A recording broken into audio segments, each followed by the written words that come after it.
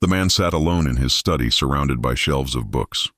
He had read philosophers and poets, studied scriptures and science, chased wealth and status. And yet, one question returned to him like a shadow. What is the meaning of life? It is the question that haunts every human being at some moment, sometimes in the silence of night, sometimes in the grief of loss, sometimes in the dull ache of routine. We build careers, chase pleasure, fall in love, raise families, but beneath it all, a whisper lingers. Why? History is littered with attempts to answer this question. The priest said life's purpose was obedience. The scientist said it was survival. The modern world says it is happiness. But each answer seems too thin, too fragile, when suffering arrives. Tolstoy felt this despair deeply. In the middle of his life, rich, famous, successful, he contemplated suicide because none of his pleasures or achievements could justify existence. He asked, "Is there any meaning in my life that the inevitable death awaiting me does not destroy?" This is where the mystery begins. Pleasure fails, success fails, even reason itself often fails to provide a satisfying answer. So where do we look? Look around today. We live in an age of abundance, endless entertainment, infinite information, comfort at the touch of a screen. And yet, anxiety, depression, and despair grow higher each year. Why? Because convenience does not answer the deeper hunger of the soul. People are full but not nourished, connected but lonely, comfortable but restless. The man in our story realized this truth. He looked at the world around him, his friends numbing themselves with alcohol, his colleagues chasing endless promotions, strangers glued to their phones. And he wondered, are we solving problems? Or just distracting ourselves from the real one? Arthur Schopenhauer once wrote that most people do not think for themselves, they simply follow the herd. The crowd sets the standard for success, the definition of happiness, the measure of value. To step away from the herd is to risk ridicule, loneliness, even madness. But the man decided he would rather be alone in truth than together in illusion. He stopped chasing the applause of the crowd and began searching inward. This is where the mystery of life begins to reveal itself, not in conformity, but in courage. One evening, he left the noise behind and walked into the forest near his home. No phone, no music, no books, just silence. At first, the silence was unbearable. His thoughts screamed for distraction. His body twitched with restlessness. But slowly, something changed. He began to notice the rhythm of his breath, the movement of trees in the wind, the quiet pulse of life around him. For the first time in years, he felt present.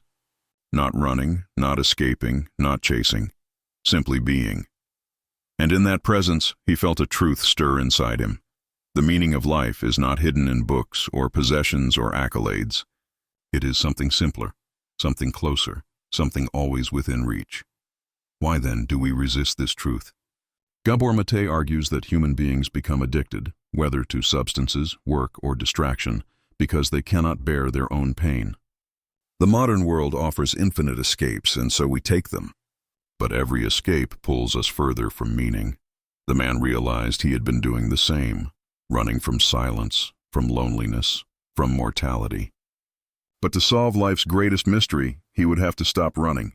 He would have to face reality as it is, not as he wished it to be. That night, as he returned home, he did not feel he had solved the mystery, but he sensed he was closer. Life was not a riddle to be answered with words, but an experience to be lived with presence. Nietzsche once wrote, "He who has a why to live can bear almost any how." The man did not yet have his full why, but he had glimpsed the path. It would not be found in distraction or comfort, but in courage, in silence, in truth. So we begin where we all must begin, with the haunting question, what is the meaning of my life? Most never face it honestly. They bury it under work, pleasure, or distraction. But the man who solved life's greatest mystery began by refusing to look away. The first step toward wisdom is not having an answer.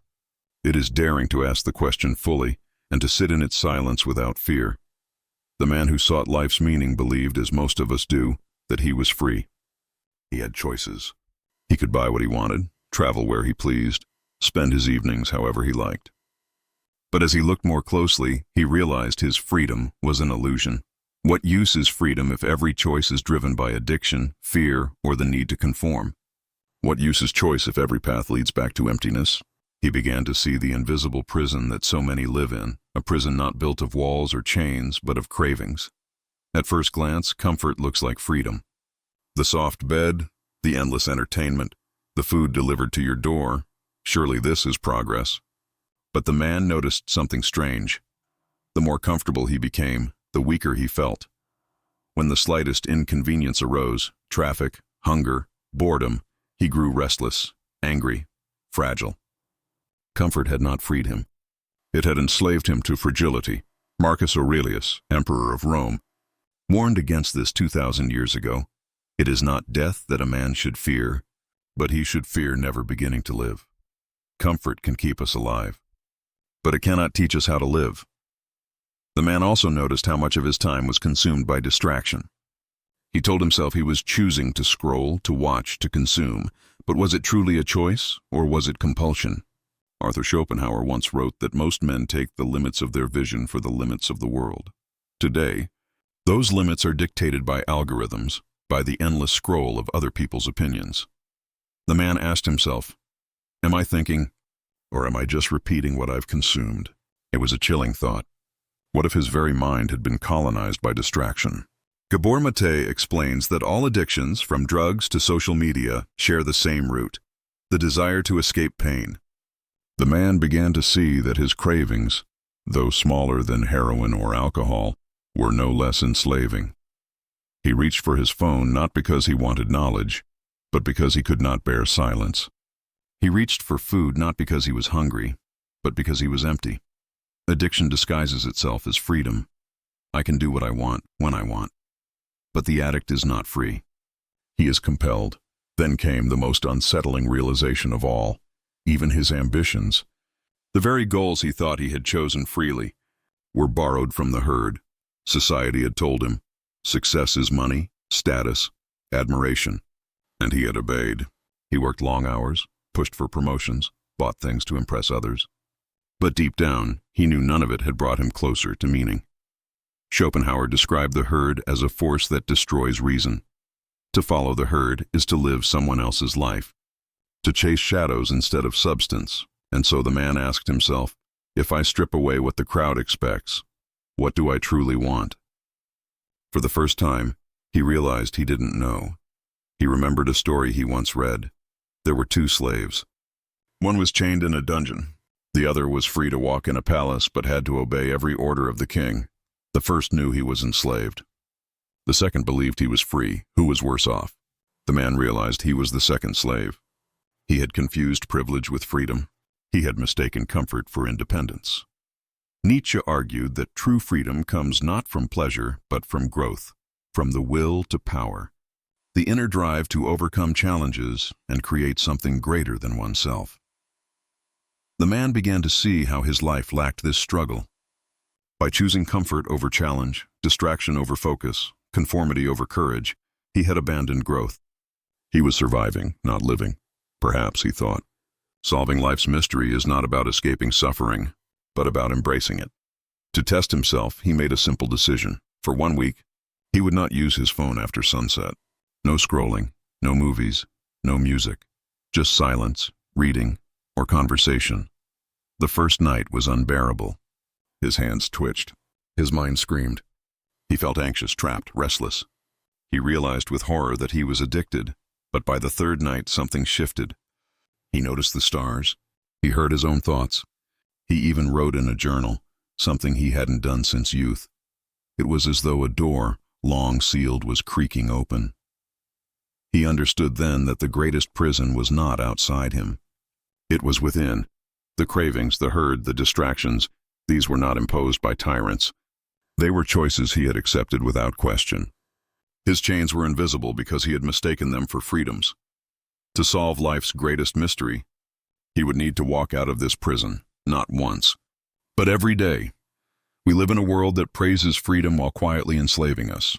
The addictions are small, the comforts subtle, the distractions endless, but together they form walls we rarely see. The man who solved life's greatest mystery began by admitting the truth. Most of what we call freedom is just a prettier form of slavery. And the first act of true freedom is not the ability to choose, but the courage to say no. The man's journey into freedom led him somewhere darker than he had expected. For when he stripped away comfort, distraction, and the herd's expectations, he was left with silence. And in that silence, a terrifying thought emerged. If nothing lasts, if all is swallowed by time, then why live at all? He had uncovered the abyss that haunts every honest mind, the question of meaning. Leo Tolstoy, the great Russian writer, faced the same crisis. At the height of his fame, wealth, and success, he felt his life was meaningless. He wrote, "What will come of what I do today or tomorrow? What will come of my whole life? Why should I live? Why wish for anything or do anything? Is there any meaning in my life that the inevitable death awaiting me does not destroy?" The man felt the same despair. His work, his relationships, his pleasures, all seemed fragile, fleeting, condemned to vanish. He realized that most people avoid this abyss by drowning themselves in distraction. But he had chosen to look directly into it. For years, he too had worn the mask of busyness. Work projects, social events, endless goals, all served to cover up the emptiness. But now he saw busyness for what it was. A drug, no different from alcohol or gambling. It numbs the silence. It distracts from the truth. And the truth was brutal. Without meaning, everything collapses. As he stared into the abyss, another voice whispered to him, the voice of nihilism. Nothing matters.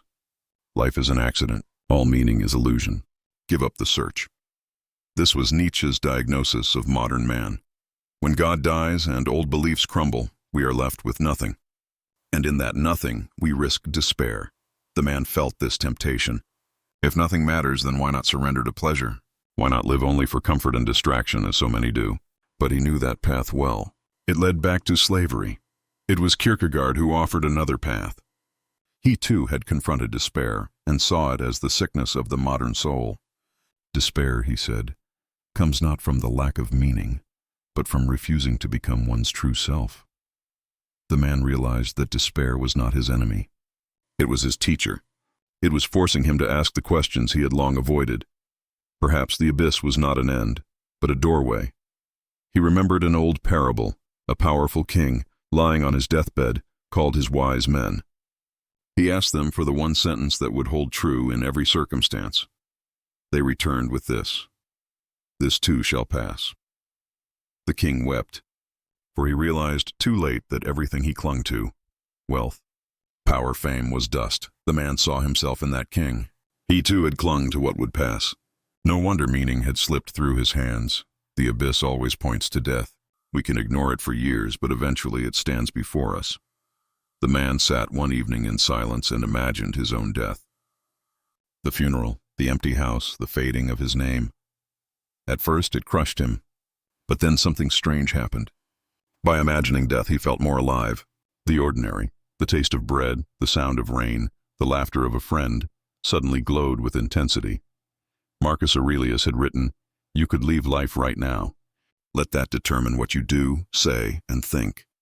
Death, he realized, was not the end of meaning. It was the frame that gave life its urgency. Still, the question remained: what meaning could endure beyond pleasure, beyond comfort, beyond death? Here he turned to Viktor Frankl, the psychiatrist who survived Auschwitz. Frankl argued that meaning is not given, it must be created. And the way we create it is through responsibility. The responsibility to live for something greater than ourselves. The man saw that he had lived mostly for himself, for comfort, for status, for ego. And that was why meaning had always slipped away. Meaning appears only when we give ourselves away. The next day, he tried something simple. Instead of rushing through the morning, he visited his elderly neighbor, who rarely had company. They spoke for an hour.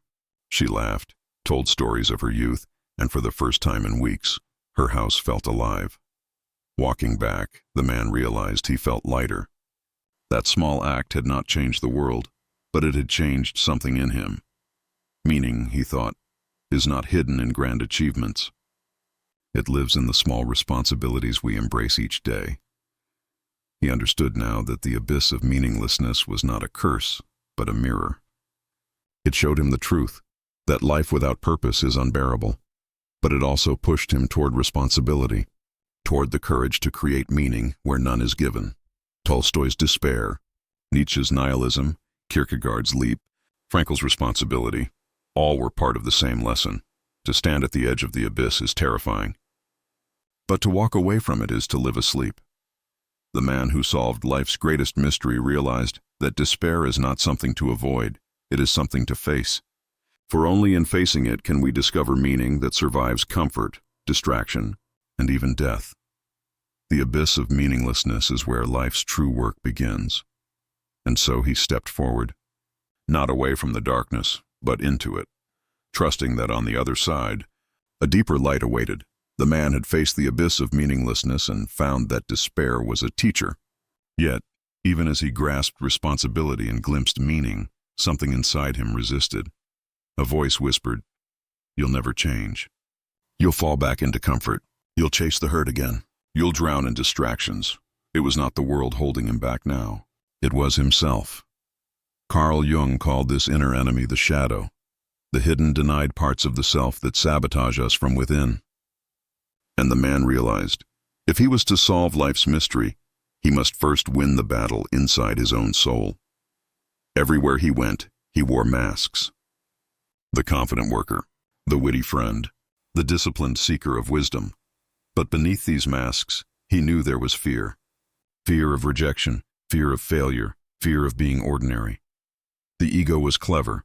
It pretended to protect him, but in truth, it enslaved him. It told him to conform to the herd, to seek validation, to appear successful even when he felt empty. Jung warned, until you make the unconscious conscious, it will direct your life and you will call it fate. The man saw that much of his fate had not been fate at all. It had been the quiet dictatorship of his shadow. He remembered a story about a monk who meditated for years, seeking enlightenment. But no matter how hard he tried, he was haunted by anger, lust, and envy. One day, his teacher handed him a mirror. "Look," said the teacher, "this is your enemy, but it is also your salvation." The man realized that his own mirror was his daily life. Every irritation, every jealousy, every outburst revealed not the world's flaws, but his own shadow. He also saw how addicted he was to his image. How many hours had he spent trying to look successful, trying to sound intelligent, trying to prove he was different from the crowd? And yet, every time he clung to this image, he felt more fragile. Nietzsche once warned that those who despise the herd often become enslaved by their need to appear superior. The man realized he was guilty of this. He wanted to be free, but secretly he still wanted applause. His ego wanted to solve life's mystery, not for truth, but for pride. Jung said that the shadow cannot be destroyed. It can only be faced, integrated, and transformed. The man discovered this truth when he tried to suppress his darker impulses. He told himself, "I will not feel envy. I will not feel anger. I will not feel weak." But the more he denied them, the stronger they grew. Anger erupted in sudden bursts. Envy gnawed at his friendships. Weakness disguised itself as pride. The shadow does not vanish when ignored. It grows in the dark. One night, the man sat alone and wrote down every truth he had avoided. "I am addicted to distraction. I crave admiration more than wisdom. I envy those who are freer than me. I fear being forgotten." As he wrote, he felt shame. But with the shame came a strange relief. For the first time, he was not hiding. To admit the shadow is to weaken its hold. Still, the struggle was not over. Each day felt like a war. The ego whispered, "Look at others. They are ahead of you." The shadow tempted, "Give up. Return to comfort." The herd beckoned, "Be like us, and you will be safe." He felt torn between two selves, the self of ego, built on fear and pride, and the self of soul, built on truth and responsibility. Which one would he serve? One morning as the sun rose, he walked through a quiet park. For once, he left his phone at home. He noticed children laughing, a dog chasing leaves, an old man sitting peacefully on a bench. For a brief moment, his thoughts fell silent. In that silence, he felt something deeper than ego. A stillness, a clarity, a sense that he belonged not to the herd, nor to his image, but to life itself. The soul, he realized, does not shout. It whispers, and we only hear it when the noise of ego fades. He recalled an old Native American story. A grandfather told his grandson, "There are two wolves inside you. One is anger, envy, greed, fear. The other is love, courage, truth, compassion. They are always fighting." The boy asked, "Which wolf will win?" The grandfather replied, "The one you feed." The man understood. The battle between ego and soul would never end. But he could choose which side to feed.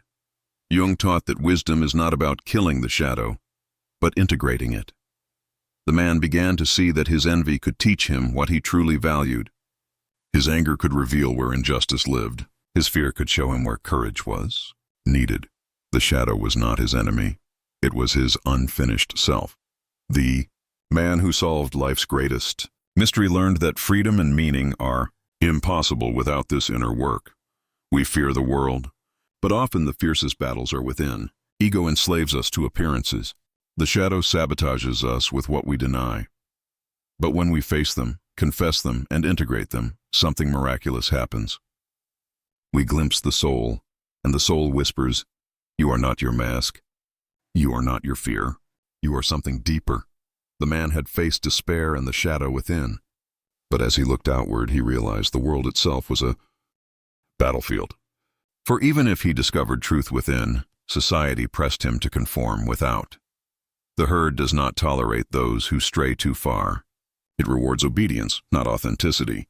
To live differently is to invite ridicule, suspicion, and even hatred. And yet, Schopenhauer warned, he who would live among men must be independent of them. The man understood. To solve life's greatest mystery, he must find the courage to live against the herd. From childhood, he had been taught to blend in, dress like others, think like others, believe what others believe. Belonging felt safe. But safety came at a price, the death of individuality.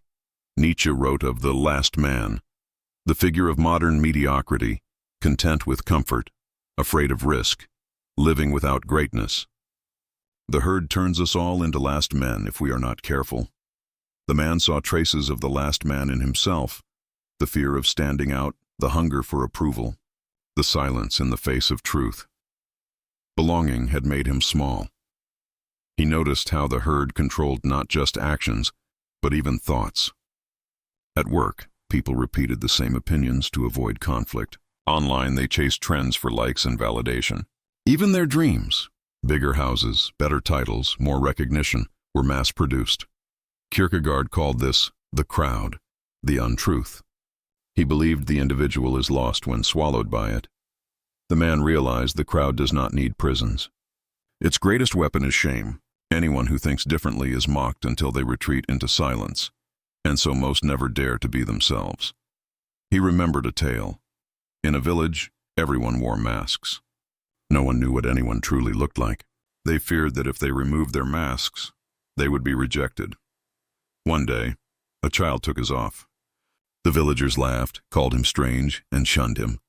But secretly, many envied his courage. For beneath their masks, they longed to breathe freely. The man saw himself in that child. He knew the cost of authenticity would be loneliness, but the cost of conformity was his soul. Schopenhauer himself lived in solitude, often ridiculed, his works ignored for years. Yet he insisted that true thinkers must walk apart from the herd. He wrote, "A man can be himself only so long as he is alone." The man understood that solitude was not punishment. It was strength. It is only in solitude that one hears the voice of the soul, not the noise of the crowd. Perhaps the herd is not destroyed by argument, but by walking away. Still, the cost was real.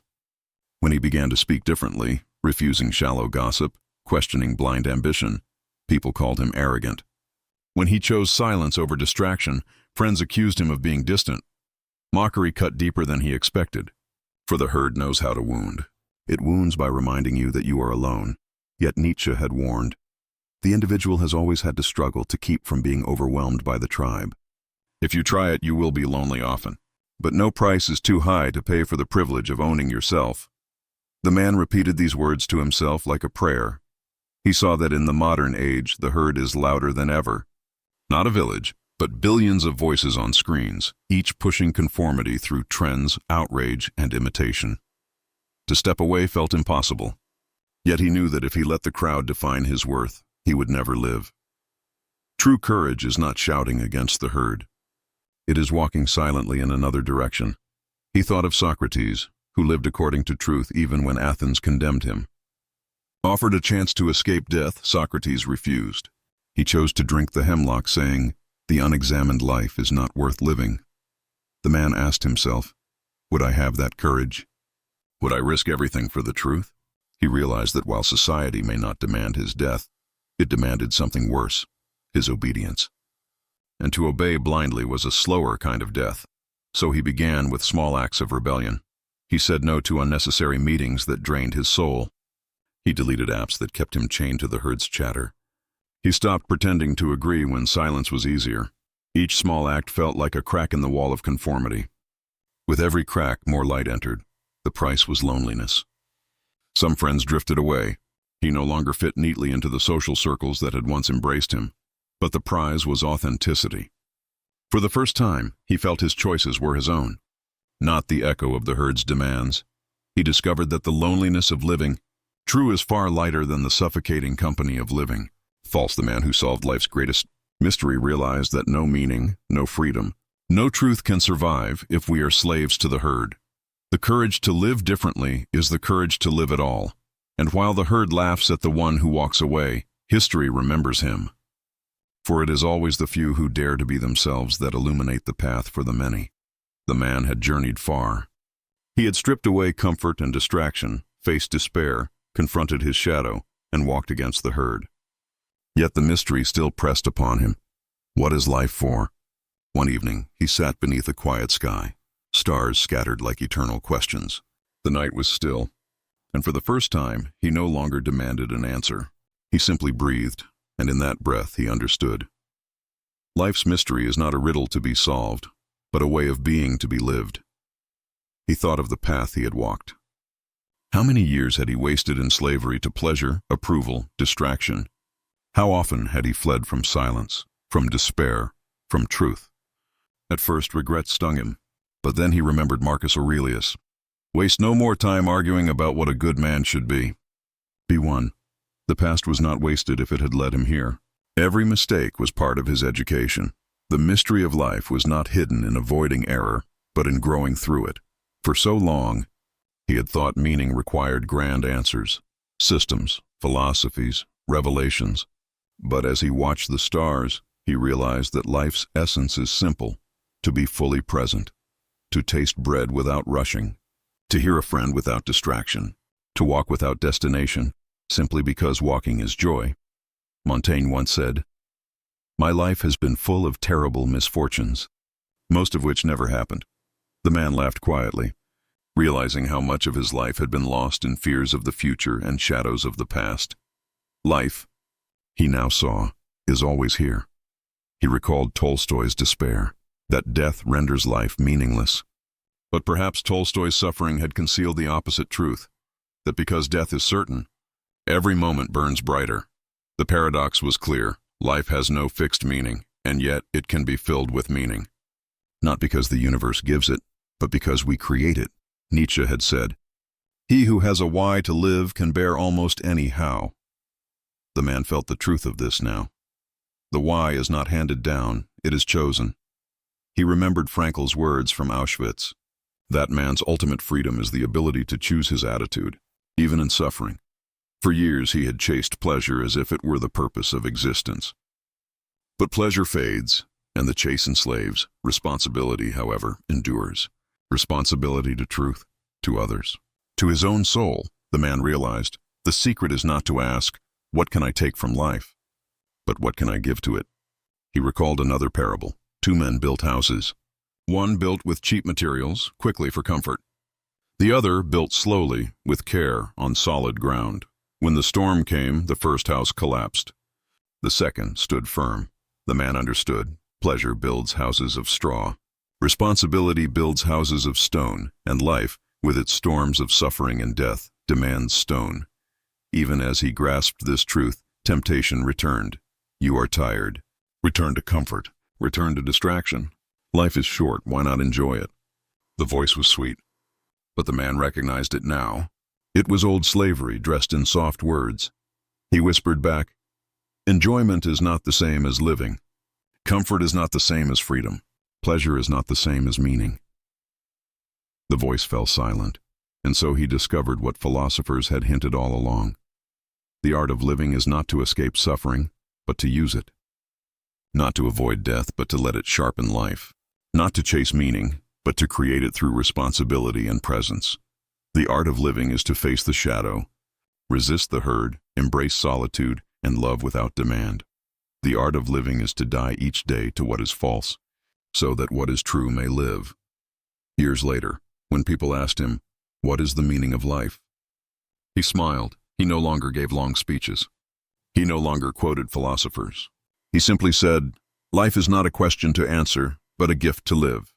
The meaning is in how you carry it," and those who listened felt a weight lift from them, for they realized they had been searching for an answer outside themselves, when all along it was in their hands.